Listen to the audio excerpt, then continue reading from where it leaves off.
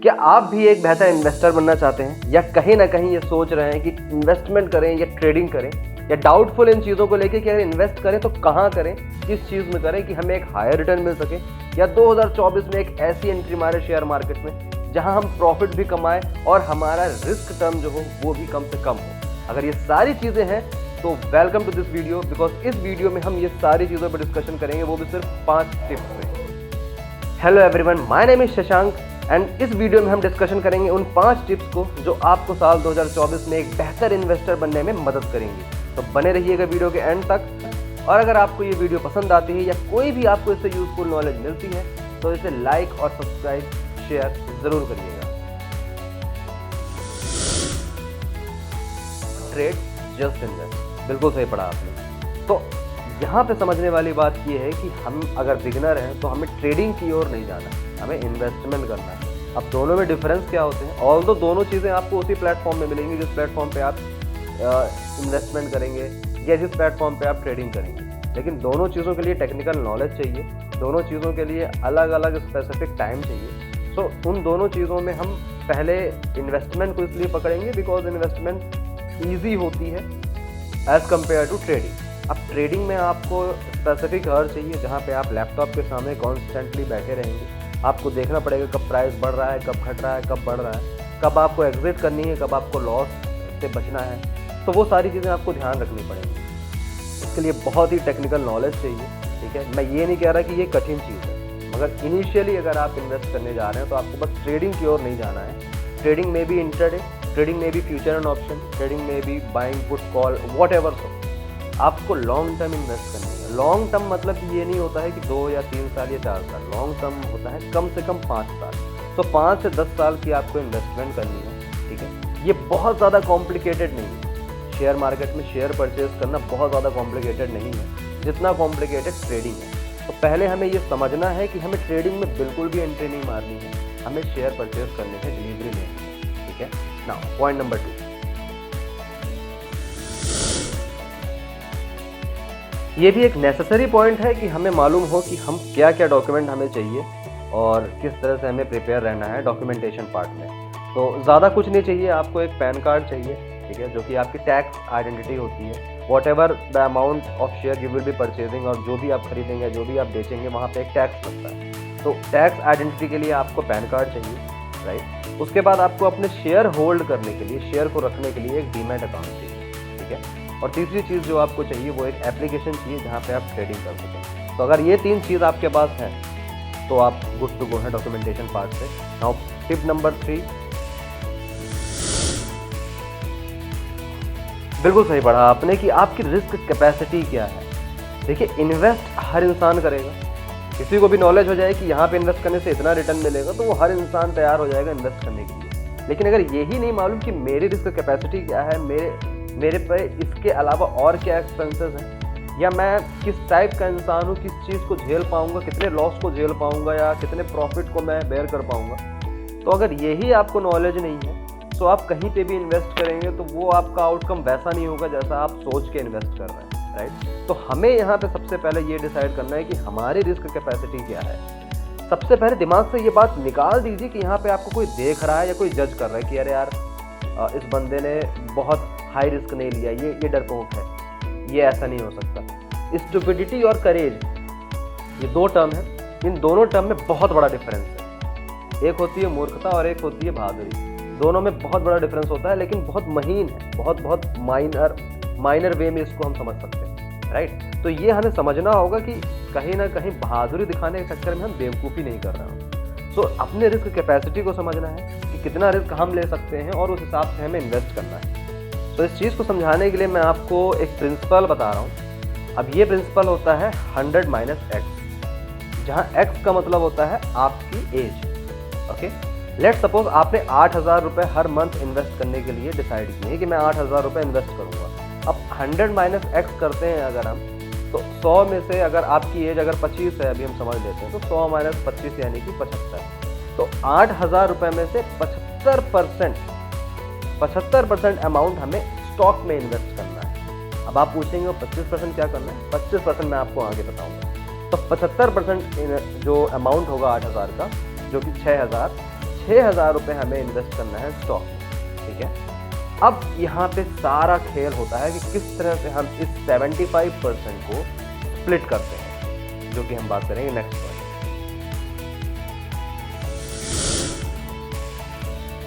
Now that's the major thing कि हमें invest कहाँ करना है। सारी इन्फॉर्मेशन होगी, डॉक्यूमेंट रेडी हो गए, ठीक है, सब पता चल गया कि रिस्क क्या है, क्या कैसा होता है। अब इन्वेस्ट कहाँ पे करना है? तो इन्वेस्ट करने के लिए देखिए कैटेगरीज जो होती हैं रिस्क की, वो 3 तरह की होती है। पहली लोअर रिस्क, दूसरी मीडियम रिस्क और तीसरी होती है हायर रिस्क। अब आप सोचेंगे कि आप कौन सा रिस्क लेना चाहते हैं, हायर, लोअर या मीडियम।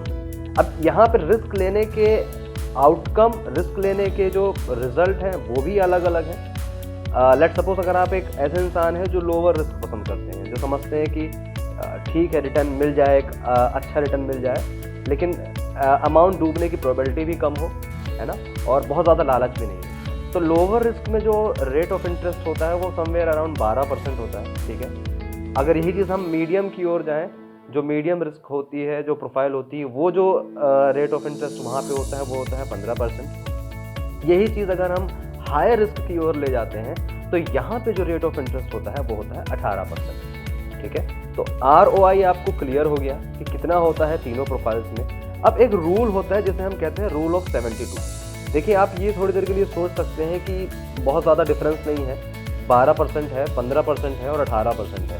मैं आपको वो डिफरेंस क्लियर करता हूँ। वो डिफरेंस क्लियर होगा रूल ऑफ 72 से। रूल ऑफ 72 ये कहता है कि हमारा जो भी रेट ऑफ इंटरेस्ट हो उसे हम 72 से डिवाइड करेंगे अगर, तो हमें ये पता चलेगा कि कितने साल बाद पैसे डबल होंगे, ठीक है। तो अगर रेट ऑफ इंटरेस्ट हमारा 12% है जो कि लोअर रिस्क के लिए है, तो 72 डिवाइड बाय 12 होता है 6, यानी कि 6 साल बाद आपके पैसे डबल होंगे। सपोज आज आपने 1 लाख रुपए लगाए, तो 6 साल बाद वो 1 लाख होगा, और फिर 12 साल बाद वो आपका 6 साल बाद वो 2 लाख होगा, 12 साल बाद वो आपका 4 लाख होगा। लेकिन यही चीज़ 12 हटा के अगर मैं 15 रख दूँ और 72 डिवाइड बाय 15 करूँ, तो जो आपका ईयर आता है जिसमें आपके अमाउंट डबल होंगे वो आता है समवेयर अराउंड 4 से 5 साल। यही अगर मैं 18 रख दूँ तो क्लियर कट आता है 4 साल, यानी कि 1 लाख रुपए आज आपने लगाए, 4 साल बाद वो 1 लाख 2 लाख हुए, 8 साल बाद वो 2 लाख 4 लाख हुए, और 12 साल बाद वो 4 लाख 8 लाख हुए। तो जहाँ लोअर रिस्क में आपको 4 लाख ही मिल रहा था, वहाँ यहाँ पे हायर रिस्क में आपको सीधे सीधे 8 लाख मिल रहा था, उसका भी डबल मिल रहा था। तो रिवॉर्ड्स हैं अपने अपने, रिस्क में जो भी रिवॉर्ड्स हैं वो मैंने अभी आपको बताया। वो रूल ऑफ 72 बताया कि कब आपको पैसे डबल होंगे तो उस हिसाब से आप रिस्क ले सकें। अब होता क्या है दोस्तों कि जो लोअर रिस्क प्रोफाइल्स होती हैं उनमें जो प्राइजेस होते हैं वो स्टेबल होते हैं, वो प्राइजेस चेंज नहीं होते। तो आप अगर ऐसे इंसान हैं जो रैंडमली अगर अपने स्टॉक्स को चेक करते हैं और आप देख रहे हैं कि हाँ प्राइस स्टेबल है, ठीक है, इट्स ओके, लेकिन जो हायर रिस्क है वहाँ पे आपकी प्राइस कुछ ऐसे होते हैं कि 1 सेकंड में वो ऊपर होते हैं और अगले मिनट वो नीचे आते हैं। तो अगर आप ऐसे इंसान हैं जो कंस्टेंटली चेक करते हैं या बीच बीच में चेक करते हैं अपने स्टॉक से कैसा परफॉर्म कर रही कंपनी या क्या है, और आप किसी दिन देखते हैं कि आपके जो प्राइस इस समय चल रहा है वो बहुत ज़्यादा ऊपर है, या किसी दिन देखते हैं आप वो प्राइस बहुत ज़्यादा नीचे है, तो पेशेंस लूज करके आप उस वक्त अपने पैसे निकाल भी सकते हैं, आप डर भी सकते हैं, आप घबरा भी सकते हैं, और आपके ऊपर है कि उस वक्त आप कैसा परफॉर्म करते हैं, राइट। तो हायर रिस्क में अगर आप ये सारी चीज़ें झेलने के लिए तैयार हैं, आप अगर सोचते हैं कि हाँ ठीक है मुझे फ़र्क नहीं पड़ता अगर पैसे डूब भी जाए या कुछ हो जाए, then this profile is good for you.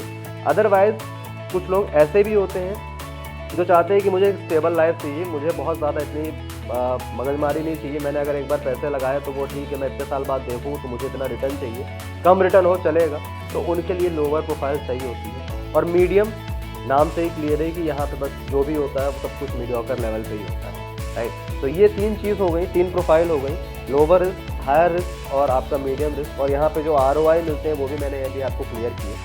अब जैसा कि आपने तीनों कैटेगरी को समझ लिया, ठीक है, लोअर रिस्क, हायर रिस्क और मीडियम रिस्क, अब आपको यहाँ पे अपने जो अमाउंट है वो कैसे स्प्लिट करना है वो समझते हैं। तो सबसे पहले हम ये समझते हैं कि जो 12% वाला रेट ऑफ इंटरेस्ट है, यानी कि लोअर रिस्क वाला, हमें अपना कुछ अमाउंट या हमें अपना ज़्यादा अमाउंट उस पर इन्वेस्ट करना है, उसके बाद उस कैटेगरी को फॉलो करना है जिस कैटेगरी पे हम वर्क करना चाहते हैं या जिस कैटेगरी के हम हैं।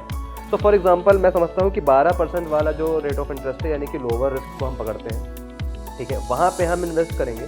सो वहाँ पे इन्वेस्ट करने के लिए हमें इंडिया के टॉप स्टॉक पे इन्वेस्ट करना होगा, और इंडिया के टॉप स्टॉक आपको मिलेंगे निफ्टी पे। निफ्टी इसका एक अच्छा इंडेक्स है, और निफ्टी के अंदर ही फॉल करता है निफ्टी 50। निफ्टी 50 मतलब कॉम्बिनेशन ऑफ 50 कंपनीज, जहाँ पे आपको स्टेबल ग्रोथ और स्टेबल और हाई परफॉर्मेंस कंपनीज मिलेंगी, राइट। यहाँ पे जो कंपनियाँ हैं वो ऑलरेडी ग्रोन कंपनी है, तो कोई ऐसी क्रेजी ग्रोथ देखने को नहीं मिलेगी आपको, लेकिन ये ज़रूर है कि आपके पैसे जो हैं वो एक अच्छी कंपनी में रहेंगे, वो एक स्टेबल कंपनी में रहेंगे, और लॉन्ग टर्म में अगर देखा जाए तो उसका जो रिटर्न मिलेगा आपको वो ज़रूर मिलेगा, राइट। तो हमें अपना ज़्यादा अमाउंट वहीं इन्वेस्ट करना है, बाकी के अमाउंट को हम कुछ इस तरह से स्प्रेड करेंगे, जैसा कि मैं आपको अपनी स्क्रीन में भी ये शेयर कर रहा हूँ, वहाँ पे आपको समझ में ज़्यादा बेहतर आएगा।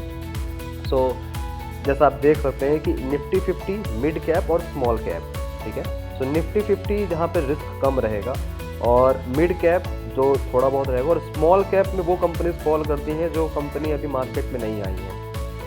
एग्जांपल के तौर पे निफ्टी 50 में अगर टाटा होगी, तो आप सबको मालूम है कि टाटा की परफॉर्मेंस कैसी है, टाटा क्या है, टाटा कैसे वर्क करता है, ट्रस्टेबल कंपनी है।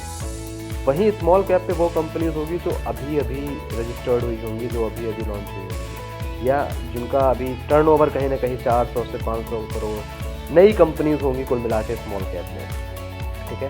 तो लोअर रिस्क, मीडियम रिस्क और हाई रिस्क। अब निफ्टी 50 में आपको 85% अमाउंट इन्वेस्ट करना है अगर आप लोअर रिस्क के कैटेगरी के में फॉल करते हैं, और 15% इन्वेस्ट करना है मिड कैप पे, और स्मॉल कैप में आपको बिल्कुल जाना ही नहीं है। इस तरह से मीडियम रिस्क वाले लोग 80% निफ्टी 50 में इन्वेस्ट करेंगे, 15% मिड कैप में और 5% स्मॉल कैप में। हाई रिस्क जो ले सकते हैं वो कहीं ना कहीं 55% निफ्टी 50 में, 25% मिड कैप में और 20% स्मॉल कैप में। सो ये एक आपको प्रोसीजर फॉलो करना पड़ेगा, सो दैट आपकी जो इन्वेस्टमेंट हो वो सेफ और श्योर हो, कि हाँ कहीं ना कहीं अगर आपने 15% का दाव लगाया है तो 85% श्योर है कि चलो इसमें हमें एटलीस्ट मिलेगा, ROI मिलेगा, लेकिन अमाउंट भी जो होगा हमारा वो सेफ रहेगा, ठीक है। सो ये प्रोसीजर आप फॉलो कर सकते हैं उसके लिए। Now my next point would be कि क्या क्या रिस्क इन्वॉल्व होते हैं, या क्या क्या रिस्क होते हैं जो हमें जिनके लिए प्रिपेयर रहना पड़ेगा। तो अब हमने पूरी इन्वेस्टमेंट कर दी है, ठीक है, सारी चीज़ें समझ रही हैं, लेकिन अभी भी 3 चीज़ें ऐसी हैं मेरे तरफ से जो हमें अभी समझना अब बाकी है, या जिन पे वर्क ज़रूर करना चाहिए अगर हम इन्वेस्ट कर रहे हैं। वो 3 चीज़ें क्या है? पहली चीज़ है कि आप ये ज़रूर समझ के बैठें और ये ज़रूर समझ के इन्वेस्ट करें कि जो भी अमाउंट आप इन्वेस्ट कर रहे हैं वो आपको लॉन्ग टर्म में करना है। लॉन्ग टर्म का मतलब ये नहीं होता है 2 साल 4 साल, लॉन्ग टर्म का मतलब होता है ग्रेटर देन 5 ईयर। 5 से 10 साल की आपकी इन्वेस्टमेंट हो, इतनी हो, इससे कम इन्वेस्ट करने का कोई मतलब नहीं है, ठीक है। पहली चीज़ ये याद रखनी है। दूसरी चीज़ जो हमें याद रखनी है यहाँ पे वो ये याद रखनी है कि 75% इन्वेस्ट करने के बाद, 75% स्टॉक पे इन्वेस्ट करने के बाद रिमेनिंग 25% हमें कहाँ इन्वेस्टमेंट करना है। याद है आपको इस वीडियो की शुरुआत में मैंने कहा था कि 8,000 अगर हम इन्वेस्ट करते हैं तो जिसका 75% हमने स्टॉक्स पे लगा दिया, 25% कहाँ पे लगाना है? वो 25% लगाना है आपको आपके बॉन्ड्स पे, ETF पे, गोल्ड परचेज कर लेना है, या कोई भी ऐसी चीज़ करनी है जिसको आप इमीडिएटली लिक्विड कैश में कन्वर्ट कर सकते हैं। लिक्विड कैश कभी ना कभी आपको ज़रूरत पड़ेगी, कहीं ना कहीं ऐसा हुआ कि जॉब नहीं है या बिजनेस सही नहीं चल रहा है, तो ऐसे केस में आप उस अमाउंट को यूज़ कर सकें एज योर इमरजेंसी फंड। पहली चीज़ एज योर हेल्थ फैक्टर, कि हेल्थ इश्यूज़ हैं तो वहाँ पे आप यूज़ कर सकें। और जो भी आपको लाइफ में ऑब्स्टिकल्स आ रहे हो, चैलेंजेस आ रहे हो, वहाँ पे ऐसा फंड आपके पास रहे, सो दैट आप प्रिपेयर्ड रहें, आपको अपनी उस इन्वेस्टमेंट को ना डिस्टर्ब करना पड़े जो आपने लॉन्ग टर्म के लिए कर रखी है। तो ये 3 पॉइंट्स आपको याद रखने हैं, एनी हाउ इनमें वर्क करना है, तभी इन्वेस्टमेंट करनी है, ठीक है। तो आई होप मेरी ये सारी इन्फॉर्मेशन आपको पसंद आई होंगी, या कहीं ना कहीं आपको इतना तो मोटिवेट की होंगी कि चलो I am ready for investment, right. मैं अभी ट्रेडिंग की बात नहीं किया हूँ आपसे, मैंने अभी म्यूचुअल फंड और SIPs के बारे में बात नहीं की है, मैंने सिर्फ और सिर्फ सिंपल इन्वेस्टमेंट के बारे में बात की है, जो कि आप शुरू कर सकते हैं उस प्रोसीजर को फॉलो करके जो भी मैंने इस वीडियो में डिस्कस किए हैं। नेक्स्ट वीडियो में I will be discussing over mutual funds, जो कि एक सेफ सेक्टर माना जाता है इन्वेस्ट करने का, ठीक है। उसमें भी हम समझेंगे कि कहाँ पे और किस म्यूचुअल फंड को सेलेक्ट करके इन्वेस्ट करना है, एंड वहाँ पे भी सारे इन्फॉर्मेशन डिस्कशन करेंगे। Okay, so till then explore the ocean of share market, wish you all the best.